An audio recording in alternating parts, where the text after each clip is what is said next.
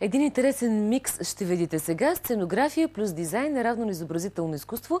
Особено, що се отнася до колорита и яснотата в творчеството на Силвия Павлова. Тя е изложила свои картини в Пловдивската галерия Възраждане. Натюрморти, портрети и фигурални композиции, решени в контрастни, почти чисти тонове. Формите са деформирани, образите плакатни. Това е първото впечатление от живописната реализация на Силвия Павлова. Не може да убегне от поглед и обектът, провокиращ най-силно авторовото въображение – жената. За мен женското тяло е произведение на изкуството.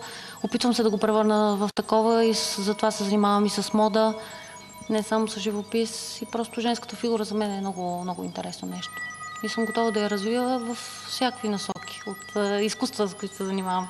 Изучаването на специалностите текстил в Софийската художествена гимназия и сценография в Нов български университет дава на Силвия Павлова основата на творческото й развитие – визуалните изкуства.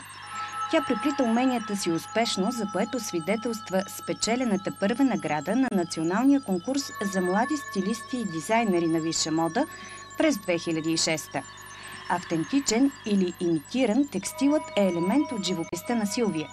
Той е фрактура, нюанс, основа или акцент. Художничката признава, че все още търси себе си като автор. Стреми се да уедри цветните идеи, да намеря баланса между декоративното, практичното и абстрактното, допълва авторката. Амбициите са ми, не знам, да ми стигнат силите да мога да върша всичко, което искам. Имам така 3 насоки, в които съм се ориентирала и просто не мога да избера нито една от тях за водеща и затова много се надявам да ми стигнат силите да стигна докъдето мога най-високо в тия 3 неща, които искам да се занимавам.